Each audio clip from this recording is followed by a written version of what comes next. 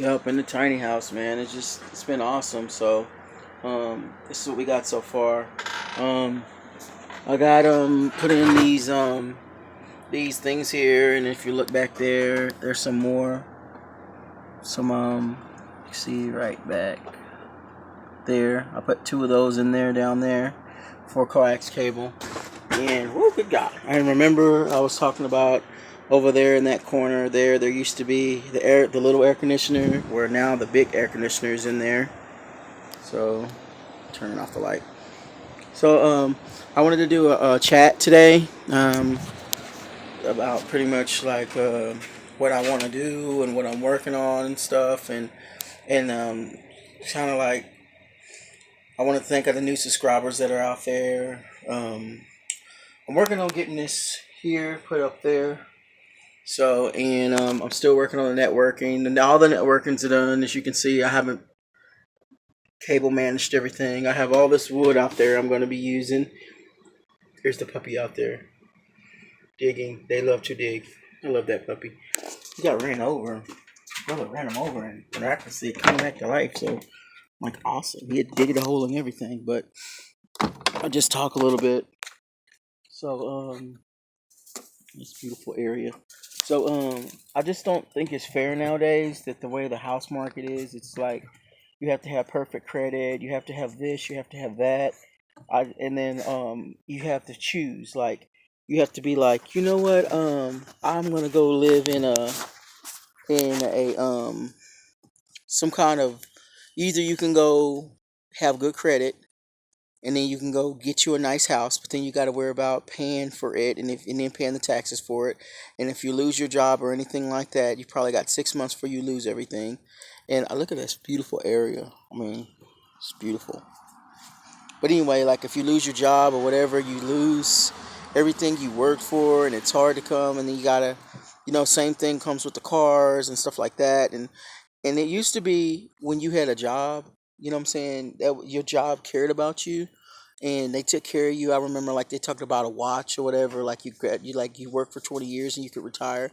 But, like, I don't want to retire. I mean, I want to work till the day I die. I mean, I kind of, this one girl on YouTube was talking about um that like, you take a year off and then you work another year, you take a year off work. Well, I don't really say a year, but I just say like a couple of months where you work, and then a couple of months where maybe like go on vacation or do something cool, or go do something different. Or, like, my goal that I have is to get enough money to make this payment manageable, or pay it all the way down to where I don't owe anything on it.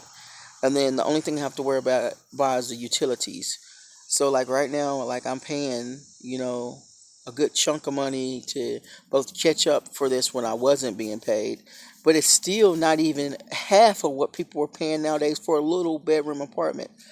I work for a cable company, so I get to go into a lot of people's houses. I get to go into the rich, and then I also was a business cable installer, so I got to go into people's houses. I mean, businesses, like, I'm talking about, like, top notch business, like where they store the money at, like, for the government. I've been to places like that. I've been to news places where in servers room, it's like a whole server room of nothing but, and I'm installing another cable to help with their content. And, like, so I get to see how people living, rich, poor, dirt cheap poor, the hollers, the hood rich, the middle class, the upper middle class, the wealthy. I get to see it all. I get to actually see how people live. And then, and the funny thing is, I was installing for this really good um healthcare provider. This healthcare provider makes very good money. And he was watching me doing my job. He says, your job looks like it's fun. I don't think it's fun. I think some parts of it are fun, but I guess it's the quantity of the load that I don't like. But I do like the job I do. He says, you get to work with your hands and the tools, and you're outside, and you this, and all that. And I'm thinking, yeah, man, yeah. But he's like, he's not happy in his field. Now, this is a field that he went to college for, that he's busted his behind for, and now he's, I don't know. He's like, he wants to do what I'm doing. I'm like, You make way more money than me. You could do a lot more. He's in a brand new house. He just moved into the house and he's gotten the money to move into this house. He just got it built. The house was just finished like a week ago.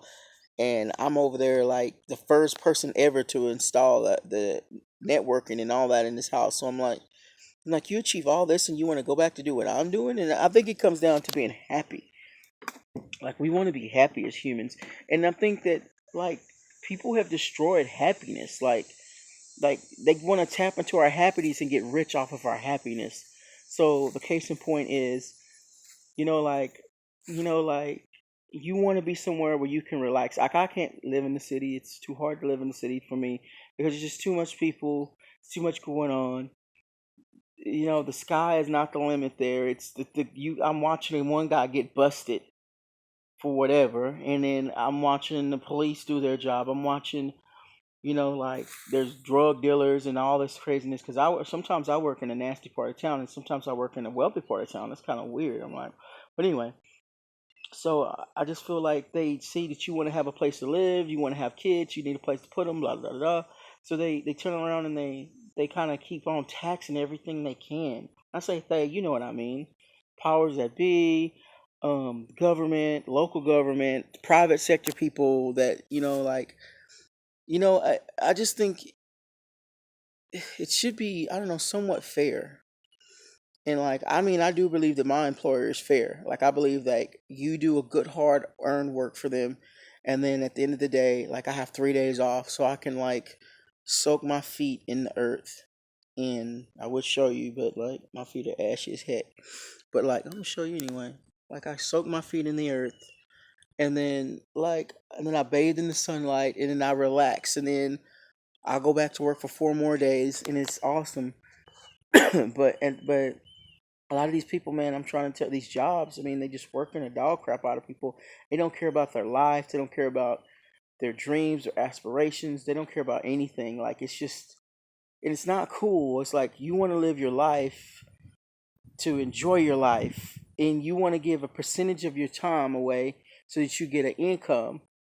And then after that, you still got time to spend time with family, and all this other kind of stuff. Because at the end of the day, like when people die, like they kind of regret things. They have regrets before they die. I should have spent more time doing this. I should not have worked as hard, and all this other kind of stuff. I'd rather be dirt poor to die in a mansion that I created for myself. I'd rather have been and said that I get to spend time with my children. I get to spend time in the sunshine and relaxing, and you know. So I'm like, I think more of using work as a tool, and that's what I feel like is having a tiny house. It's like, or a macro tiny house. It's all about being able to live, and then you still have a place for your stuff to go. You still have a place for your kid to lay their head. You still have a place to have friends and their friends come over, and then at the same time you're not oppressed financially. And if you are um pressed financially, it's because you're investing in something, and pretty soon it will pay for itself. And I think that's the difference. And that used to, I think houses was that was the goal, was you get a house. And I go in some of these rich houses, and these houses, the insides look horrible. Like the outside look all glamorous. You go in the inside, and it's all like, it's just like, dang, really? Like, okay, I elaborate a little bit more. Like the houses are like the furniture is all dilapidated, the roof's caving in one area of the house. I mean, so on the outside, the veneer looks beautiful. You pass by manicure yard when you get in there, and it's like you can't. All the money, you could tell all the money's going to this property, but it's not going into the happiness and the whatever. And then then I go into houses that are destroyed on the outside, and the insides are gorgeous. You like, wow, like wow, you never would believe that it looks so nice. So I mean, so I'm just saying all that to say this is, like that's kind of the things that I kind of went toward. Like I'm a musician, and so I'm really doing this so that I can be a musician. I want to travel. I want to go different places. I want to take my music with me, and I want it to go different places. And I just don't see myself, like able to do it without getting a real 9 to 5. So I'm like, I'll get me a small place. I'll get it together. It'll be a place to live. My plan is the next thing is to get a van or a bus. So I get a van or a bus. I finish this thing out here.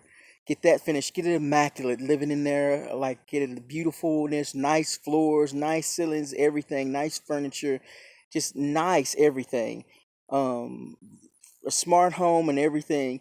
And then I do the same thing, and I get a van or I get a bus, and then I kind of like go out and do music. Like it was a lady, she wanted me to go on the road with her, and I really couldn't because of my kids or whatever. I mean, so hey, my boy, and I think I'm gonna go down there and harass them. They're awesome. I love them. I'm gonna go to, when I say harass, I mean talk to. So like at the end of the day, like I like working hard, but I don't want to work so hard that I damage my body. So but I want to travel and stuff like that. So I want to be able to get on something like a RV, something that I made that's low key, and like a bus or something, and just travel, like go around there, go different places, whatever. And then when it's school time, like when my sons are in schools or whatever, then like okay, yeah, I'll be kind of here in this area, kind of doing my thing. But summer, man, we're going out and about. I mean, we're gonna take that thing as far as it can, military, the inside of it, to where like if someone wants to come in, they gonna learn today. Technically sound. They come aboard, they're gonna be like, "Whoa, we picked the wrong bus to jump," or to rob or whatever, and then surveillance in it and stuff. And but that's what I want. Something that I want to experience life wholehearted. That's why I live out here in the middle of nowhere, is because like I feel like the government steps in too much in some places and not enough in others. And then if like and in our unincorporated areas, everyone has an understanding. Like everyone knows what their job is, everyone knows what they should be doing, and if anything changes in that area, then you get rectified real quick. And but as long as you're doing whatever, people leave you alone. And I love that. And I think that the people, most of the time, we don't really need a lot of help from the government, except for big, big, big things. And then when we do see big, big, big things, like the horrifying shooting that happened out there, like this rich guy got mad and blasted on all these poor freaking country folks just trying to get down with some music. I mean, that's just heartbreaking. I mean, my heart goes out to those people. You trying to go out. I mean, I can understand if it's a rap concert. You go to a rap concert, somebody getting shot. You go to, like, back in the day, let's say you go to some T.I. or some real hardcore rapper talking about violence and beating dude up and all this other kind of stuff. And yeah, you expect that. But, like, to see, a wealthy man just grab a weapon and just start blah blah blah. I don't know. I may be hated for this, but I really don't care. But my theory is maybe the dude really did do it on his own. But my theory is, like I really do think maybe the government played a key, or somebody powerful freaking frame this dude. Like, I mean, how hard is it to take somebody, shoot a bunch of people out of a window, and then after that, like, shoot some other guy and say he shot himself, or make him shoot himself with whatever. Like, yeah, I got your girl, I know where your brother lives, and if you want them to live, you'll pull this trigger or whatever, and then you take the fall for this, but this so that we can be able to control guns or whatever. I know, hopefully I'm wrong, and hopefully I am, but heaven forbid if I'm right. I just feel this ominous feeling. I think that's why it's coming back down to where, like, we're needing a place to stay. There's no way that if you work a 40-hour work period, whatever you're working for 40 hours, and someone's willing to pay you 40 hours, someone's willing to pay money for it. I don't care if it's flipping burgers, because if you add up how many burgers go in and out of places, and they're not even 99 cents, but if you use 99 cents, you come with a staggering amount of money that these places are making. And there's no reason why everybody shouldn't be able to afford really nice housing, a really nice place to live, a really nice place, or it's, and I don't know, but that's my theory, and I'm stepping out off my soapbox. And they eat all day. Like one time I was driving, and I was in the middle of the night, and I ran across a pasture. I mean, a pasture full of cows. They eat all night long. They're like me, just be eating and eating. Come here, girl. Come here. You want to say hi for the camera? Come on. Come on. Come on. One of these horses is going to come. Come on, guys. Oh, there's two new ones. The dog comes. She wants to play. She's like, I'm going to come. To get these animals over here, you have to have food for them. They're food motivated. Let me show you how to do this. Ah, shit. That hurt. Sorry, Pastor. Alright, so, horse apple. They got a lot of drop them. They can't really eat it out your hand. Get that horse apple. This lady's like, I think they're poisonous. No, I don't think they're poisonous. I'm pretty sure the old folks call them horse. Oh, this one wants one. Here. I got plenty of them. Hey, look. No need to fight. Yeah, can you imagine me trying to hold that while he's biting it? That wouldn't be wise. Or her. I think it's a her. Hey. When are y'all gonna let me pet y'all? I'm trying to pet these horses, man. Arriba. Ándale.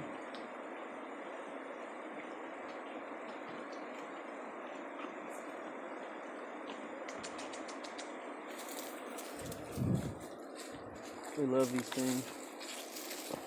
You eat them? You eat them? These bad boys. Look, he's looking at me. Look at, oh, you grab the calf. Alright, here I'm gonna drop this for you. Right on the hook. Right on the hook.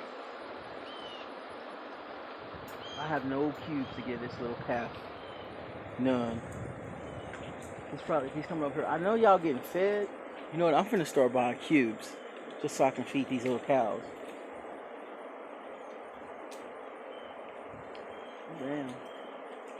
Damn. The course almost kicked the cat. But anyway, the whole thing about it, this is the back side of the tiny house, so you gotta know. And the reason why I face it this way is so that I can look at these wonderful animals. It was the older man that owned this place, and he passed away, God rest his soul. And he's all like, I'm gonna get that other horse one. He says, Sam, look at this pasture. Look at this pasture, isn't it beautiful? And I was like, whatever, dude, it's a bunch of dirt and grass. And then later on, I'm like, you know what, you're right. Like, this is beautiful. I mean, it showed its beat. I mean, I installed in an apartment the other day, and it was better than looking at that. No, actually, this is better to look at a horse's butt than to look at the whatever that was over there. But, okay, that's the whole idea. And I guess since I'm over here, like I was saying, I'm finna use this wood. I made my mind up how to use it yet. I got any of my buddies over here, and luckily I got this big old air conditioner, which is ironically just running on the air inside the house. It filters the air in there. I want to filter the air more in here. So you guys give me some ideas on that too.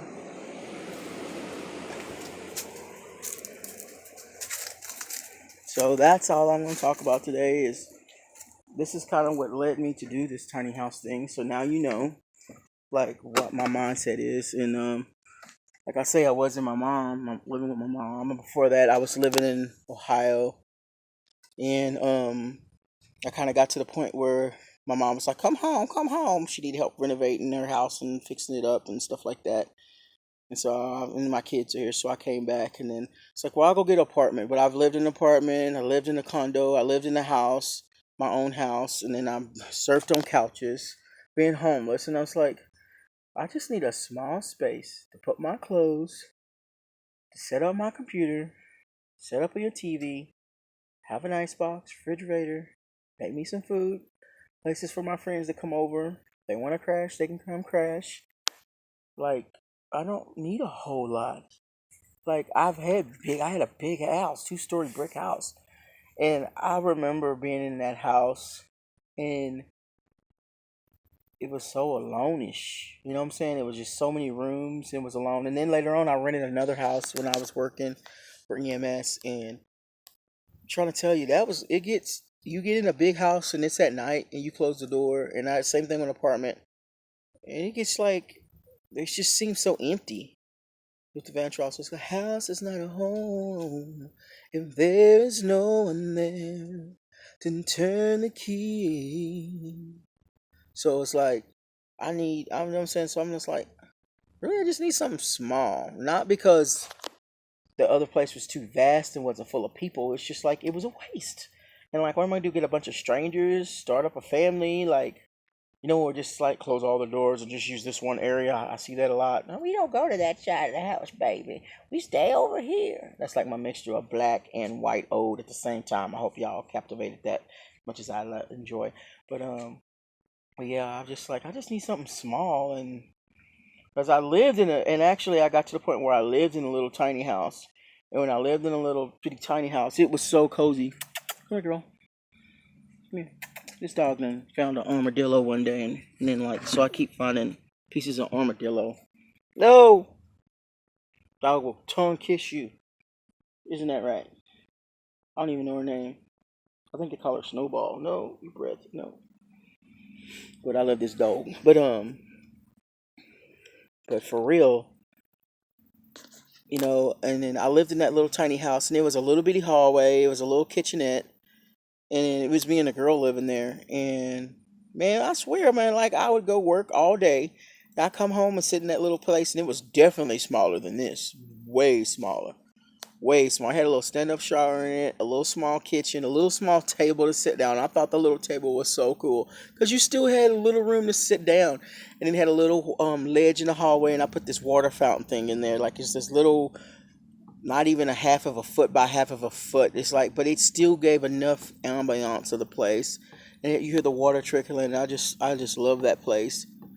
And then caught the landlord peeking in on me and my girl, so we had to go away from there. And it was awkward after that when I was on the fire department too, and I told one of our senior firefighters, and he was like, "Heck to the no, that's not cool." I was like, "It's okay, you can peek." He's like, "No, it's not. It's like a federal offense in Texas."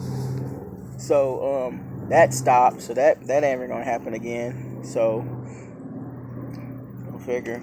So I was like, well, I'll get my own. So like, people have not asked me how much I pay for this thing. It's $7,000. $7,000, and I'm probably paying 8 because I got behind for a little bit, but I don't even think it's that much. But my payments are 248 or something like that. But I've been having to pay close to the area of 500 because I missed a month, and I'm like, I went through Cookshed, and I don't know. I don't know whether to say they're a good company or a bad company. I don't know. I just kind of feel like they're fish, but I have to be fish to make money. And then when I got behind, I told him, I was like, like I was in between jobs. I'm like, I'm a hard worker. I'll hold a job. Just give me time to find a good job. And they didn't want to do that. So I mean, I was only behind a month, and so like a month generated like almost $600 or $700, almost $1,000 because you went behind because they sent someone to pick it up, and then because I already had the post and all that and electricity and all that going to it, they were like, "Whoa." If you do think about doing this, I do want to warn you. This would never fly in like Dallas. Dallas will not. They got a code enforcement team. They been and came up and said, not unless you just like put it in the backyard and then tell nobody that it was a place that you lived in, but you said this was just a place for you to hang out or something, or a workshop or something, and it looked like a workshop, it would work. Like, let's say if you had like a living room area, and then you had like a bed upstairs or something like that, and then you had like a workbench or something, and you manufacturing or making or fixing or repairing or something, then yeah, they'd probably be like, oh, you probably just go up there and whatever, and then in the bed or whatever, and then you probably still, but but at the same time, it's still a house. And I think that the only other reason why like I don't get in any kind of trouble, because there's already a place here, like there's already a house here, like in. So I mean, it's not for everybody. And the codes, the building, the tiny houses, like a shed is not in most states are not the same code as a house. And you can have a builder build a shed to a code of a house that's still a shed, and that would fly. When I say fly, I mean like be legal. But like, but out here, man, you be surprised what people are doing. Like, you be surprised. Like, I mean, when I tell you, you be surprised what people are living in, you be like, Is it the 1800s? I mean, I ain't see nobody with a dirt floor, but like it's dang near a dirt floor. Like you, I'm like, huh? You'd be surprised. I won't even say no names, but yeah. But so like that's what I'm all getting toward in the tiny house thing is why people are doing what they're doing and financial independence. And there's so many people living in vans and cars and buses, and they just travel around. They're nomadic people, and I think, like I say, I'm gonna go ahead and get me a van. My work van is huge. It is freaking huge. I'm like, if I wanted to, I swear I could put a twin side bed in there, put a cool cook stove in there, vent a hood, a little bathroom of some sort, a little shower type thing, put all the stuff that normal RV has, put the like a whatever tank in the bottom, gray water tank, dark water, whatever, or just have a composting kind of toilet or something. You could get away with it. That van is huge. I mean, I have all my work stuff in there in my van, and I still have drawers that are empty, and I have everything you need to do any kind of install. Anything, I still got empty drawers. I still got spots to put cable. And then I'm thinking, if you subtract cable and put clothes, food, I still wouldn't. I still couldn't fill up all the cracks and crevices. I mean, you could with clutter or whatever, but just necessities. I'm not trying to say I want to live just in a van. I would not want to live just in a van. I think that'd be weird. But just having somewhere to fall back to would be nice. You know, like to have a place where you come through that solid ground.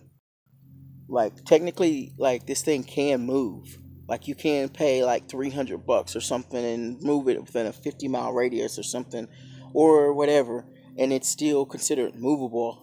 Sheetrock I put in there. I don't know if it would stand up, but I really wouldn't care if I moved my house and my sheetrock broke in a couple of places. I really wouldn't care. You know why? Because sheetrock is $10.